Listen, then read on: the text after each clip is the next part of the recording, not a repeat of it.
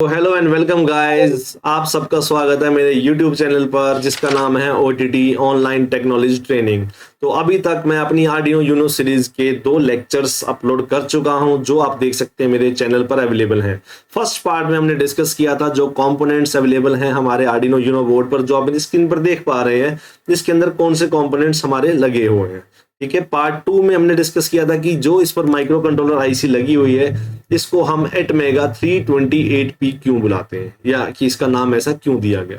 ठीक, तो आज हम स्टार्ट कर रहे हैं नेक्स्ट पार्ट के साथ जिसके अंदर हमने जो कंपोनेंट्स अभी तक मिस थे हम उनको डिस्कस करेंगे, और आज इस आर्डिनो यूनो बोर्ड का इंट्रोडक्शन हम खत्म कर देंगे इस पूरे लेक्चर के अंदर। Okay, so let's start with our session. Welcome. So एक क्विक रिवीजन के साथ हम स्टार्ट करते हैं कि पहले वाले पार्ट में हमने क्या सीखा था। तो फर्स्ट हम स्टार्ट करते हैं यहाँ से। ये होता है हमारा यूएसबी पोर्ट जो कनेक्ट करते हैं हम लैपटॉप के साथ, ताकि जब भी आपको, देखो इस यूएसबी पोर्ट के 2 फंक्शंस हैं। पहला है कि जब भी आपको डेटा ट्रांसफर करना है from laptop to Arduino Uno, laptop to Uno आपको डेटा ट्रांसफर करना है या कोड अपलोड करना है, जिसको हम बोलते हैं डेटा ट्रांसमिट, कोड अपलोड करना है, तो हम यूज करते हैं इस पोर्ट को। एक केबल आएगी टाइप ए और बी के, बी ये कनेक्ट होगी और आपका प्रोग्राम अपलोड हो जाएगा। सेकंड, अगर आपको आर्डिनो यूनो को पावर सप्लाई देनी है तो पावर सप्लाई का भी मेथड है ये। जब आपको सिर्फ पावर सप्लाई देनी है तब भी आप इस पोर्ट को यूज कर सकते हैं with the same cable. Next आता है आपके पास ये बटन जो आप देख पा रहे हैं स्क्रीन पर, ये होता है आपका रीसेट बटन। रीसेट बटन आप समझ रहे हैं कि किसी भी चीज को रीसेट करना हो, स्टार्टिंग पे लाना हो, तो उसको हम रीसेट बटन बुलाते हैं। तो इस रीसेट का मतलब है कि कभी आपको प्रोग्राम या माइक्रो कंट्रोलर कभी हैंग हो जाता है या हैंग कंडीशन में है, when you press this button it will start from the initialise, so this is called reset button. हाँ जी, लास्ट टाइम मैंने शायद डिस्कस किया था कि देखो यहां भी एक रीसेट पिन आपकी अवेलेबल है, इसको हम क्या बोलते हैं, रीसेट पिन। ये रीसेट पिन और रीसेट बटन दोनों ही सेम टास्क परफॉर्म करते हैं। यहां आपको बटन दिया गया, बटन प्रेस करेंगे तो ये रीसेट हो जाएगा। आप इस रीसेट पिन को भी यूज कर सकते हैं। तो इस रीसेट को पिन को हम कैसे यूज कर सकते हैं, इसको यूज करने का सिंपल सा मेथड है। देखो इसके साथ क्या लगा हुआ है, एक ग्राउंड पिन लगी हुई है। आप इस रीसेट पिन को कनेक्ट कर सकते हैं इस ग्राउंड पिन के साथ। मीन्स ग्राउंड पिन का मतलब जीरो, वैल्यू क्या देनी है हमने, जीरो वोल्ट। जैसे ही आप रीसेट पिन पर 0 वोल्ट देंगे तो आपकी जो आईसी है एटमेगा 328P, मैं इस आईसी की बात कर रहा हूं, तो ये क्या हो जाएगी, रीसेट हो जाएगी। अब 0 से ही क्यों रीसेट होगी, क्योंकि इसके पीछे भी एक रीजन है। ये है आपकी एक्टिव लो आईसी। तो एक्टिव लो आईसी वो आईसी होती हैं जो 0 देने पर रीसेट होती हैं, डिसेबल हो जाती हैं, और 1 देने पर एनेबल हो जाती हैं। Right, okay. सो नेक्स्ट हम मूव करते हैं इस साइड पर। ये सभी पिंस ऑलमोस्ट हम डिस्कस कर चुके हैं। ये सभी पिंस हमारी होती हैं डिजिटल पिंस, और डिजिटल पिंस का count already discussed, 0 to 13 total हो गई, 14 इन काउंट। सिमिलरली इसी में आपकी पीडब्ल्यूएम पिंस होती हैं जो कि होती है 3, 5, 6, 9, 10, 11। ठीक है, ये है पिन नंबर, टोटल 6 इन काउंट। कुछ चीजें आप इस साइड पे देखें जो अभी तक हमने डिस्कस नहीं करी हैं, जैसे कि ये ग्राउंड पिन। मैंने बताया कि आर्डिनो यूनो बोर्ड पर आपको बताया था कि टोटल 3 ग्राउंड पिन्स होती हैं, 2 आपको इस साइड पर मिलेंगी, ये है आपकी ग्राउंड पिन्स, और 2 आपको इस साइड पर मिलेंगी, ये है आप 1, एक यहाँ मिलेगी, ये आपकी ग्राउंड पिन। तो टोटल ग्राउंड पिन्स आपकी हुई 3। ये है आपकी एनालॉग रेफरेंस पिन। देखिए ये है A ref pin. A ref pin means analog reference pin. जब भी आप analog power supply, analog pins पर कोई भी सेंसर कनेक्ट करते हैं या आप कुछ भी कनेक्ट कर रहे हैं, तो यहां पर अगर आपको कोई रेफरेंस पावर सप्लाई देनी है, आप कुछ रेफरेंस जनरेट करना चाह रहे हैं पावर सप्लाई का, तो आप एनालॉग रेफरेंस पिन को यूज करते हैं। देखिए आगे चल के आपको मैं पूरा बताऊंगा कि एनालॉग रेफरेंस पिन क्या होती है, कैसे वर्क करती है, क्योंकि थोड़ा सा टास्क इसका अलग होता है। ठीक है, आज सिर्फ समझिए कि एनालॉग रेफरेंस पिन तब यूज होती है जब आप कोई एनालॉग सेंसर कनेक्ट कर रहे हैं और आप एक रेफरेंस वैल्यू लेना चाह रहे हैं, रेफरेंस वोल्टेज लेना चाह रहे हैं अपनी एनालॉग पिंस के लिए। देखो इसकी मिनिमम वैल्यू 0 और मैक्सिमम वैल्यू 5 वोल्ट तक ही रहती है, इससे ज्यादा इसकी वैल्यू नहीं हो सकती, ना 0 वोल्ट से कम हो सकती है। ठीक है, इसके बाद आते हैं हम यहाँ पर। देखिए सबसे इंपॉर्टेंट चीज जो लास्ट लेक्चर में हमने डिस्कस नहीं किया था, इसको हम बोलते हैं ICSP हेडर। क्या है ये ICSP हेडर? देखो आईसीएसपी हेडर का काम क्या होता है, इसको पहले आपको फुल फॉर्म समझा देता हूँ। मैं साइड में यहाँ पर मेंशन कर रहा हूँ कि आईसीएसपी हेडर क्या होता है। This is called in circuit serial programming. In circuit serial programming. तो इन सर्किट सीरियल प्रोग्रामिंग का मतलब क्या होता है, ये ऐसी पिंस है, सपोज ये पिंस लगी क्यों हुई है, इनका रीजन क्या है। आप यहाँ देख रहे हैं ये है आपका प्रोसेसर एटमेगा 16U2, जिसको हमने लास्ट लेक्चर में भी डिस्कस किया था। ये है आपका एटमेगा 16U2। इसका फंक्शन क्या है, इसका फंक्शन है जो भी आपका यूएसबी से डेटा आ रहा है उसको सीरियल डेटा में कन्वर्ट करना है। तो थोड़ा सा हम फोकस कर लेते हैं पहले किस पर, एटमेगा 16U2 पर। ये क्या है, ये भी आपका एक 8 बिट माइक्रो कंट्रोलर है। तो पूरे आर्डिनो यूनो बोर्ड पर आपके दो माइक्रो कंट्रोलर रहते हैं, एक एटमेगा 328P, एक एटमेगा 16U2। तो ये आपका 8 बिट माइक्रो कंट्रोलर आईसी है। इस माइक्रो कंट्रोलर आईसी का क्या काम है, जो भी आपका डेटा यूएसबी पे आ रहा है उसको सीरियल में कन्वर्ट करता है, सीरियल डेटा में कन्वर्ट करता है। तो इसको बोलते हैं USB to TTL converter. TTL का मतलब जिनको नहीं पता है समझिए, this is called transistor transistor logic. Complete detail हम और देख सकते हैं बाद में कि किस तरीके से यूज होता है। देखो इसके अंदर इसका एक फॉर्मवेयर अपलोड होता है, जो भी डेटा आपका यूएसबी पर आएगा उस डेटा को ये ट्रांसफर करेगा, बट ट्रांसफर करने से पहले उसको सीरियल डेटा में कन्वर्ट किया जाता है। तो जितनी भी सीरियल कम्युनिकेशंस हो रही हैं यूएसबी से आने वाली, सब कौन हैंडल कर रहा है, एटमेगा 16U2। अब मैं बात कर रहा था आईसीएसपी हेडर। ये आईसीएसपी हेडर जो आपकी लगी हुई है ये डेडिकेटेड है इसी एटमेगा 16U2 के लिए, ठीक है। ये आईसीएसपी 1 बोल देता हूं। 1 बोलने का मतलब ये है कि आपका इसके अंदर आईसीएसपी हेडर और भी हैं, तो आप सिर्फ ये फोकस करिए कि अभी मैं बात कर रहा हूं आईसीएसपी हेडर 1 की। ये पूरी तरीके से डेडिकेटेड है किसके लिए, एटमेगा 16U2 के लिए, ठीक है। 6 इन काउंट ये यहां लगे हुए हैं, ठीक है। इनको अगर आपको कोई फॉर्मवेयर अपलोड करना है 16U2 का तो आप इन पिंस को यूज करेंगे, ठीक है। चलिए अब नीचे आते हैं, तो यहां है अवेलेबल है आपकी पावर एलईडी। पावर एलईडी जो तब ऑन होती है जब आप आर्डिनो यूनो बोर्ड को सप्लाई देते हैं। तो ये एक नॉर्मल एलईडी जिसको हम बोलते हैं पावर एलईडी, जिससे हमें ये पता लगेगा कि आपका आर्डिनो यूनो बोर्ड ऑन हो गया है।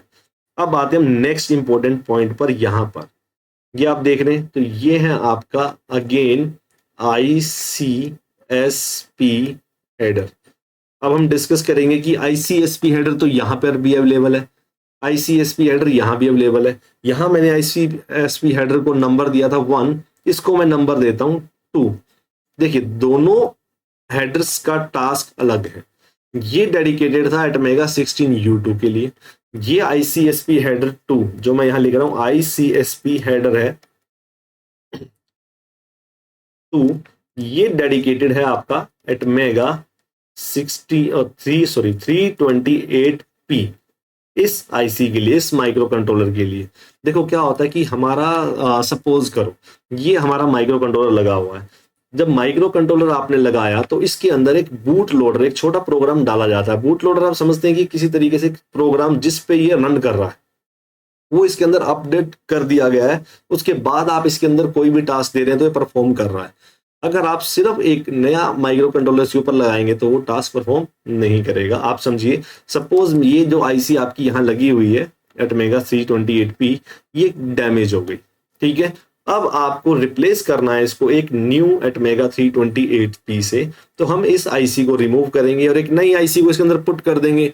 पर ऐसा नहीं है कि आप लगाएंगे और वो काम करना स्टार्ट कर देगा, ऐसा नहीं होता। जब आप उसके अंदर उसे लगाएंगे तो आपको उसके अंदर उसका बूट लोडर अपलोड करना पड़ेगा। तो आईसीएसपी हेडर 2 से आप बूट लोडर को अपलोड कर सकते हैं इसके अंदर एटमेगा 328P आईसी के अंदर। तो यहां पे इनका एक टास्क तो ये है, ठीक है। अब बात करते हैं दूसरा इंपॉर्टेंट टास्क। देखो क्या होता है कि अब कुछ प्रोग्राम्स आप रन कर रहे हैं या आप कोई प्रोजेक्ट बना रहे हैं, ठीक है। आपने कोई प्रोजेक्ट बनाया, उस प्रोजेक्ट को बनाते हुए आपको 2 आर्डिनो यूनो बोर्ड की जरूरत पड़ी, ठीक है। जैसे मैं एक आर्डिनो यूनो बोर्ड लिया आपने, ठीक है, एक आपको सेकंड आर्डिनो यूनो बोर्ड की रिक्वायरमेंट है। तो आप दोनों की इंटरफेसिंग करवाना चाहते हैं, आप दोनों बोर्ड्स को लगाना चाहेंगे। तो जब हम दो आर्डिनो यूनो बोर्ड्स को आपस में कनेक्ट करते हैं तो दोनों आर्डिनो यूनो बोर्ड आपस में इंटरफेसिंग तो करेंगे, बट क्या होता है कि इसमें एक आर्डिनो यूनो बोर्ड आपका मास्टर बनता है, एक आपका स्लेव की तरह इसमें कनेक्ट होता है, ठीक है। तो इसको जब भी आप इंटरफेसिंग करेंगे तो आपको इसके अंदर तीन पिंस, चार पिंस मोस्टली इसके अंदर आपको दिखेंगी। एक आपकी होगी SDK, एक होगी आपकी MOSI, एक MISO, एक आपकी होगी SS स्लेव सिलेक्ट। अब देखिए इन पिंस के नाम क्या है, देखो हम कंप्लीट डिस्कस करेंगे डिटेल में बाद में, आज आप समझिए सिर्फ करना क्या है इसके अंदर। SDK, MOSI means master out slave in, master in slave out, right. M for master, simple, आपको समझ आ रहा है नेम से, एंड S फॉर स्लेव, जहां I लिखा हुआ है इन, O लिखा हुआ है out, SS represent slave select, slave select. तो अगर आपको इनके बीच में डेटा ट्रांसफर करना है, एक को मास्टर बनाना पड़ता है, एक को स्लेव बनाना पड़ता है, तो हम इन पिंस को यूज करते हैं। अब यहां कौन सी पिन यूज होती है इस टास्क के लिए, यहां पर भी आपको जान के शौक होगा कि इन्हीं पिंस को, जो मैं कह रहा हूं ICSP हेडर 2, ICSP हेडर 2, इन पिंस को हम इसी टास्क के लिए यूज करते हैं, ये हो जाता है। और आपको एक चीज और मैं इसमें टिप दे देता हूं, ये जो चार पिंस आपने लगाई हैं इसके ऊपर, ये वही पिंस हैं जो आपके digital pin number 13, pin number 12, pin number 11 और पिन नंबर 10, यानी कि पिन नंबर 10, 11, 12 और 13 ये आपकी स्लेव सिलेक्ट है। सपोज ये आपकी MISO है, ये मुझे कंफर्म करना पड़ेगा, या MOSI है, और ये आपकी SDK है। ये आप एक बार सीक्वेंस जरूर देख लीजिएगा क्या रहता है यहाँ पे। ये जो पिंस हैं ये वही पिंस वही काम करती हैं जो ICSP हेडर कर रहा है। इसका मतलब आपको बोर्ड के अंदर दो तरीके का टास्क, दो ऑप्शंस दिए गए हैं कि आप या तो ICSP हेडर को यूज कीजिए इस चीज के लिए, मास्टर स्लेव वाला काम करवाने के लिए, या आप इन्हीं डिजिटल पिंस को, जो आपकी ये डिजिटल पिंस है, इनको आप यूज कर सकते हैं सेम काम करने के लिए, ठीक है। सो आई होप आपको समझ आ गया होगा कि ICSP हेडर का क्या काम है। ये ICSP हेडर 2 डेडिकेटेड है सिर्फ एटमेगा 328p के लिए। तो यहां तक चीज क्लियर हो गई।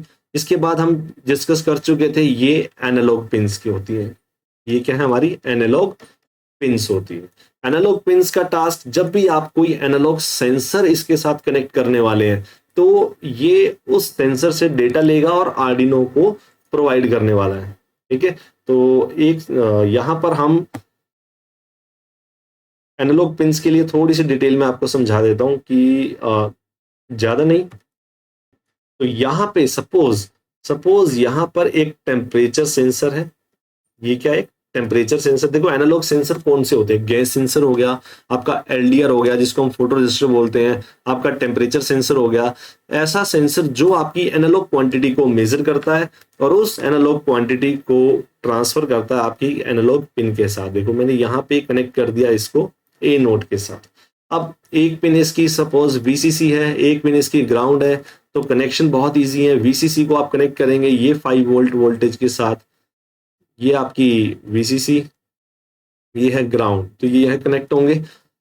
मेन है आपकी आउट वाली पिन जो कनेक्ट है एनालॉग पिन के साथ। देखो अब टेम्परेचर सेंसर ने डिटेक्ट किया कि जो बाहर एनवायरनमेंट है उसका टेम्परेचर जो है वो 25 डिग्री सेल्सियस है, इसने डिटेक्ट किया, ठीक है। और इसके बेस पर ये एक एनालॉग वैल्यू जनरेट करता है। क्या जनरेट करता है, एक एनालॉग वैल्यू। वो एनालॉग वैल्यू आपकी लाई करती है वैल्यू 0 से लेकर 1023 के बीच में। देखो ये 0 से 1023 का कॉन्सेप्ट क्या है ये आपको समझाऊंगा मैं अच्छे से, कि 0 से लेके 1023 के बीच में ही कोई वैल्यू क्यों दे रहा है। अभी आप समझिए कि एक कोई वैल्यू दे रहा है, ठीक है। सपोज आपके एनालॉग सेंसर ने, टेम्परेचर सेंसर ने एक वैल्यू जनरेट करी जिसकी वैल्यू है 512। देखो अब ये एक एनालॉग वैल्यू है और मैंने आपको स्टार्टिंग से बता रहा हूं कि जो आपकी ये आईसी लगी हुई है ये आपकी क्या है, डिजिटल आईसी। क्या बोलते हैं इसे हम? Digital IC.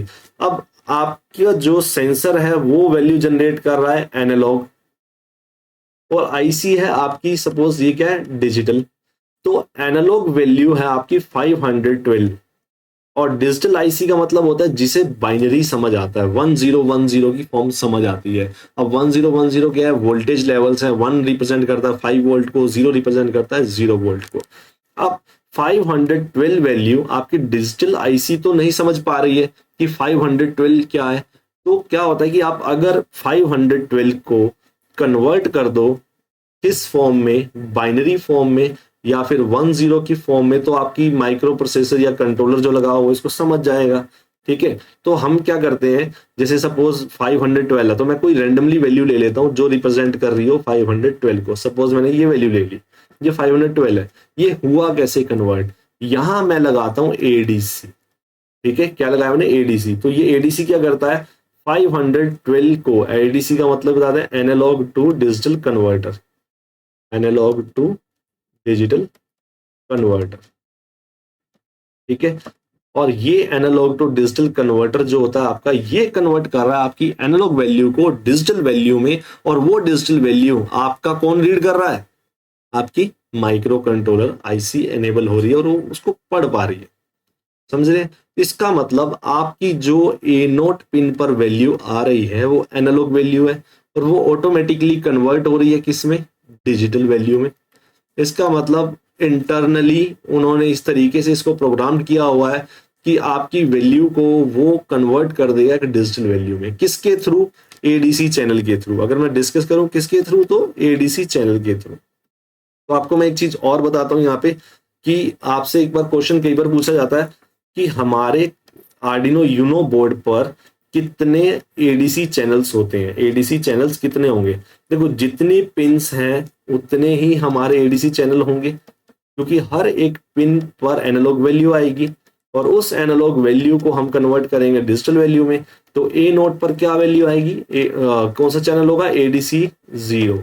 ए वन पर क्या होगा? एडीसी 1। सिमिलरली करते हुए हर चैनल पर इसकी एक वैल्यू होगी, तो एडीसी 5।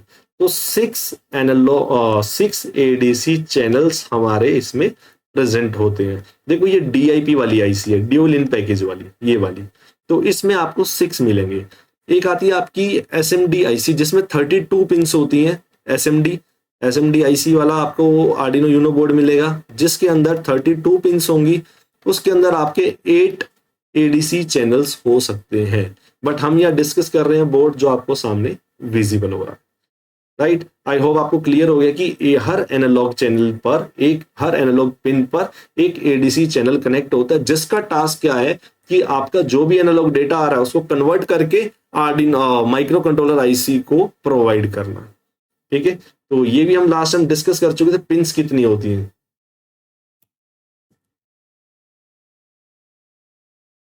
ओके, तो इसके बाद हम चलते हैं नेक्स्ट जो हमारा इसमें पेंडिंग था, एनालॉग पिंस के ऊपर पावर पिंस थी जो हम डिस्कस कर चुके हैं। तो यहां से हम कुछ इंपॉर्टेंट चीजें और ड्राइव करते हैं। देखिए यहाँ पर ये है आपका पावर पिंस वाला साइड सारी, जहां पर हमारी पावर पिंस लगी हुई है। 3.3 वोल्ट, 5 वोल्ट, ग्राउंड ग्राउंड। यहाँ पर आते ये दो लगे हुए हैं, इनको हम बोलते हैं कैपेसिटर्स। क्या बोलते हैं? कैपेसिटर्स। और ऑलरेडी मैं बता चुका हूं। तो यहाँ कैपेसिटर्स का रोल क्या है, ये सबसे इंपॉर्टेंट। अब देखो, कैपेसिटर्स तो हैं बट ये सिंपल कैपेसिटर नहीं है। अगर मैं पूरा नाम या फंक्शन लिखूं तो इसको बोलते हैं हम फिल्टरिंग कैपेसिटर्स। देखो, फिल्टरिंग कैपेसिटर, अब ये फिल्टरिंग क्या चीज है और ये क्या फिल्टर कर रहा है? देखो, ऐसा कैपेसिटर जो फिल्टरिंग परफॉर्म कर रहा है। तो फिल्टरिंग क्या परफॉर्म कर रहा है? देखिए, यहां पर आपका मैंने डिस्कस किया था कि ये है आपका डीसी जैक। ये क्या है? डीसी जैक, जो आपको अप्रोक्सीमेट 9 वोल्ट डीसी की वैल्यू प्रोवाइड करता है। कितनी? 9 वोल्ट डीसी वैल्यू हमें यहाँ पर मिलती है। अब क्या होता है कि सपोज देखो, स्टार्टिंग प्रोसेस क्या होता है, थोड़ा ध्यान से समझेंगे तो आपको क्लियर होगा कि जब भी आप आर्डिनो यूनो बोर्ड को अडेप्टर से कनेक्ट करते हैं, यहां पर लगा हुआ है आपका अडेप्टर। ये आपका अडेप्टर लगा हुआ है, अडेप्टर से जो पावर सप्लाई आ रही है वो कहाँ जा रही है आपकी पावर सप्लाई, यहाँ पर, कौन से, आर्डिनो यूनो बोर्ड के जैक पर। तो जब घर से जो सप्लाई, हमारे घर पर जो सप्लाई आती है वो आती है एसी सप्लाई, देखो इस फॉर्म में होती है, ये आपकी एसी सप्लाई। इस एसी सप्लाई को अगर आप देखेंगे तो ये होती है आपकी 220 वोल्ट और 50 हर्ट्ज की फ्रीक्वेंसी के साथ आती है, 220 वोल्ट और 50 हर्ट्ज की फ्रीक्वेंसी पे आती है।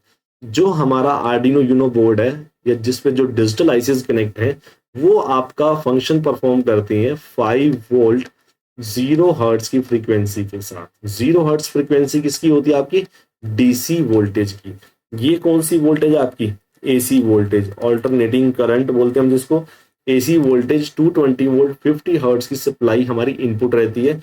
आउटपुट क्या आता है, अडेप्टर के बाद की बात करें, अडेप्टर की जो आउटपुट आती है वो होती है 5 वोल्ट 0 हर्ट्ज डीसी। ये रिक्वायरमेंट है हमारे बोर्ड की, ठीक है। यानी कि जो हमारे बोर्ड को चाहिए वो इस तरीके की एक डीसी पावर सप्लाई चाहिए जो कांस्टेंट हो 5 वोल्ट पर, ठीक है। तो आपको क्या करना है, एसी वोल्टेज को डीसी वोल्टेज में कन्वर्ट करना है। तो देखो एसी को डीसी में सिर्फ एक ही डिवाइस कन्वर्ट कर सकता है जिसको हम बोलते हैं रेक्टिफायर।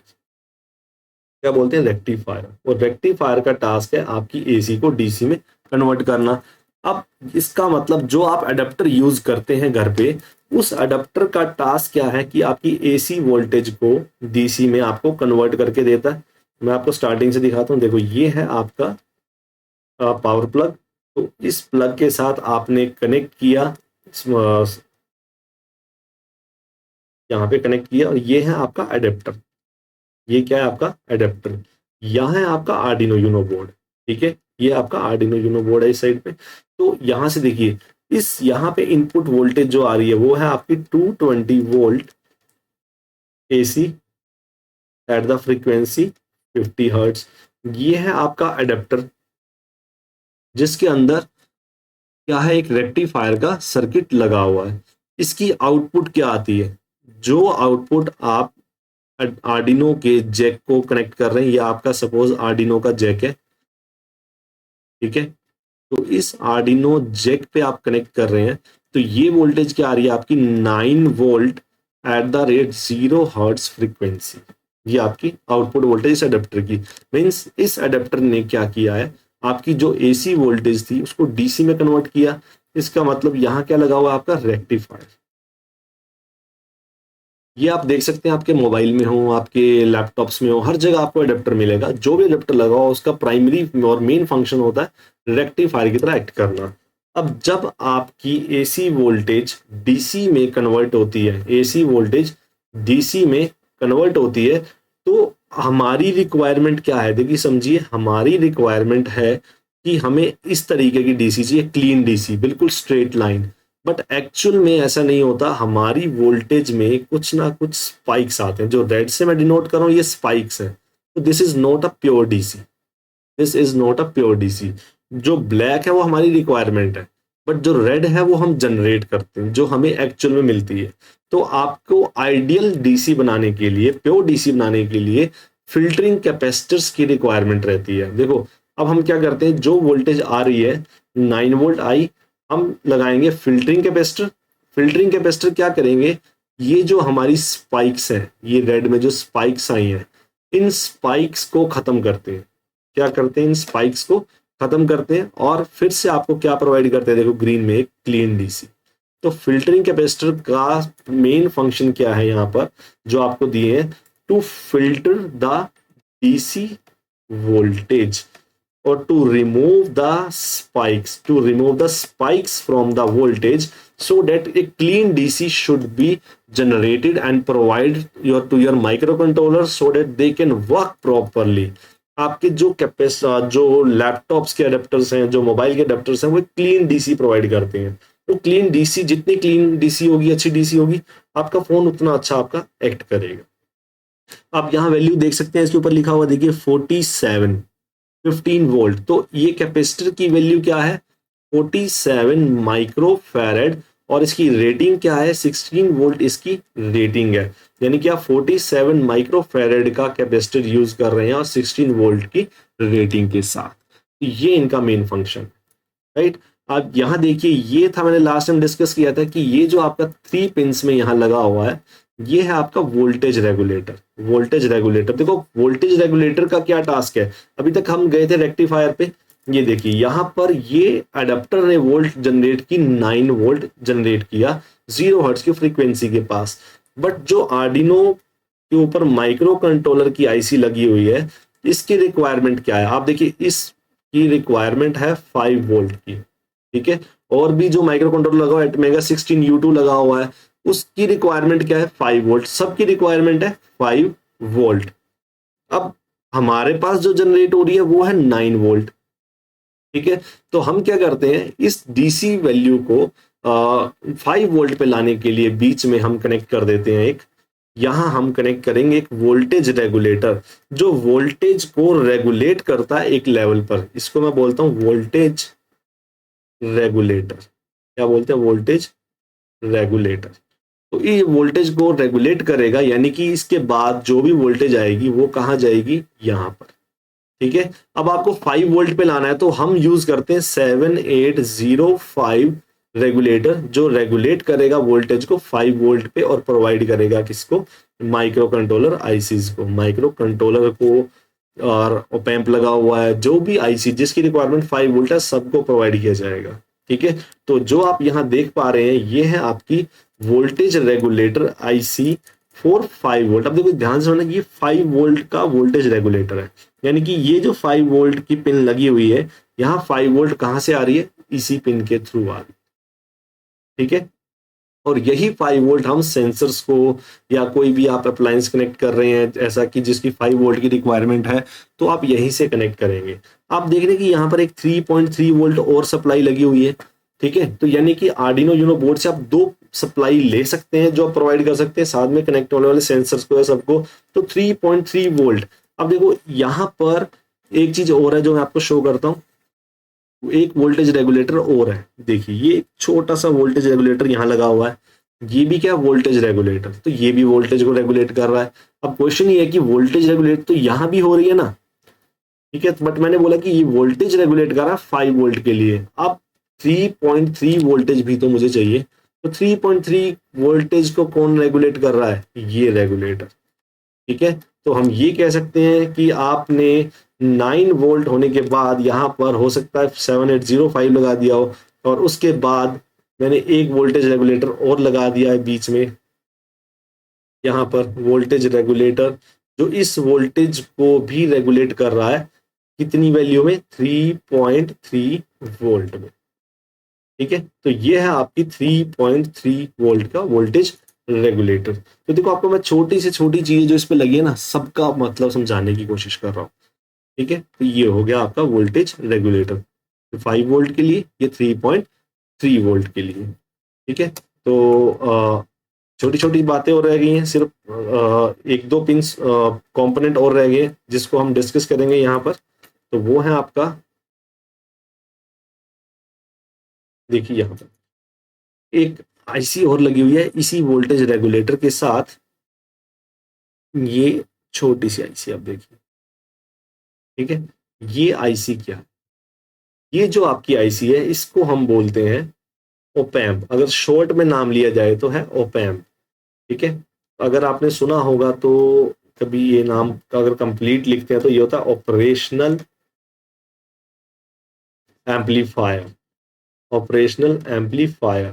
तो ये एक ऐसा एम्पलीफायर है, मतलब एम्पलीफायर जो सिग्नल की स्ट्रेंथ को इंक्रीज करता है, उसको हम बोलते हैं एम्पलीफाई करना, एम्पलीफायर, ठीक है। अब इसके साथ एक नया वर्ड अटैच होता है ऑपरेशनल। देखो ऑपरेशनल का मतलब समझिए एक ऐसा एम्पलीफायर जो सिग्नल को तो एम्पलीफाई कर ही रहा है, साथ में उस सिग्नल पे ऑपरेशन भी परफॉर्म करता है, ठीक है। जैसे कि सपोज एम्पलीफायर क्या होता है कि आपने इनपुट पर ये स्मॉल सिग्नल दिया, op-amp is a small signal amplifier, output पर ये आपको एक हाई सिग्नल देता है। देखिए आप इसने एम्पलीट्यूड कैसे चेंज कर दिया, ठीक है। इसके अंदर गेन होता है, ये सिग्नल इस गेन से मल्टीप्लाई होता है और ये आपकी आउटपुट आती है। तो ये है आपकी इनपुट, ये है आपका गेन, और ये है output. Output is equal to input into gain. तो सिग्नल जनरेट हो रहा है। प्लस में ये ऑपरेशंस भी परफॉर्म करता है ऑप एम्प, जैसे कि आपका एडिशन, जैसे कि सब्ट्रैक्शन, लॉगरिथमिक, इंटीग्रेशन, डिफरेंशिएशन, बहुत सारे ऑपरेशंस परफॉर्म करता है। ठीक है, अब यहां पर मैं इसका ऑपरेशन, एक एप्लीकेशन यूज कर रहा हूं ओपैम्प की, जिस एप्लीकेशन के लिए बहुत फेमस है ओपैम्प एज अ कंपैरेटर। मैं इसको कंपैरेटर की फॉर्म में यूज कर रहा हूं। देखो कंपैरेटर सिंपल होता है, जो कंपेयर करता है। देखो कंपेयर करने का मतलब है कि हमारे रिलेशनल ऑपरेटर्स, या तो कोई भी चीज एक्स वाई से बड़ा है, या एक्स वाई से छोटा है, या एक्स और वाई दोनों इक्वल है। कंपैरेटर का काम होता है जो एक कंपैरिजन परफॉर्म करे दो चीजों के बीच में। ठीक है, तो ओपैम्प यहां पर यूज हो रहा है एज ए कंपैरेटर। अब बात ये आती है कि कंपैरेटर तो लगा है, पर कंपेयर किसको कर रहा है, कंपैरिजन किसका हो रहा है। अब आप समझिए यहां पर कंपैरिजन हो किसका रहा है। कंपैरिजन हो रहा है हमारा इनपुट पावर सप्लाई का। देखो मैंने आपको बताया था कि हमारे पास 3 मेथड्स होते हैं पावर सप्लाई देने के लिए। वो 3 मेथड्स कौन कौन से हैं? फर्स्ट है आपका अडेप्टर, जिसको हम कनेक्ट करते हैं डीसी जैक के साथ। सेकंड है हमारा यूएसबी पावर सप्लाई। और थर्ड ऑप्शंस जो हमें मिला हुआ वी इन। देखो वी इन पिन यहां पर है, ये हमने डिस्कस करा था कि वी इन के थ्रू भी आप इनपुट पावर सप्लाई प्रोवाइड कर सकते हैं। डीसी जैक, ये है आपका डीसी जैक। तो क्या होता है ना, सपोज देखो कई बार यहाँ पर हमारे जो घर में पावर सप्लाई लगी हुई है, उसके साथ हम क्या कनेक्ट करते हैं, एक अडेप्टर को कनेक्ट किया जाता है। ठीक है, तो इस अडेप्टर का काम क्या होता है, मैं आपको ऑलरेडी डिस्कस कर चुका, to convert AC power supply into DC power supply. और ये यहां से डायरेक्टली कनेक्ट होती है डीसी जैक के साथ। ठीक है, यहां कनेक्ट हो गई। तो ये है क्या आपका अडेप्टर, क्या बोलते हैं इसे हम, अडेप्टर।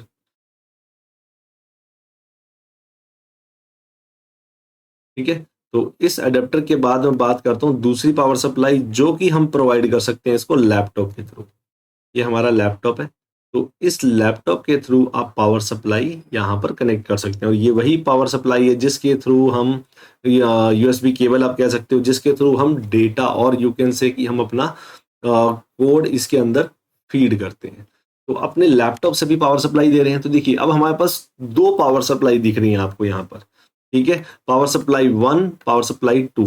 तो ये है आपकी पावर सप्लाई नंबर 1 जो अडेप्टर से आ रही है, और ये है आपकी पावर सप्लाई 2।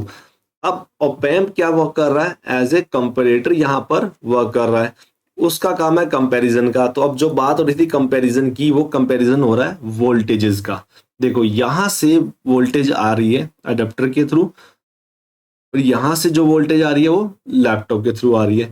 ये दोनों वोल्टेज को कंपेयर करके चेक करता है कि जो वोल्टेज ज्यादा बेस्ट कंडीशन में या बेटर आ रही है, वो वोल्टेज आपके आर्डिनो को दी जाए। ठीक है, अगर सपोज एग्जांपल ले रहा हूं कि 1 वाली पावर सप्लाई की वोल्टेज बेटर है 2 वाली पावर सप्लाई से, तो इस केस में आपकी अडेप्टर वाली पावर सप्लाई को आर्डिनो बोर्ड कंसिडर करेगा।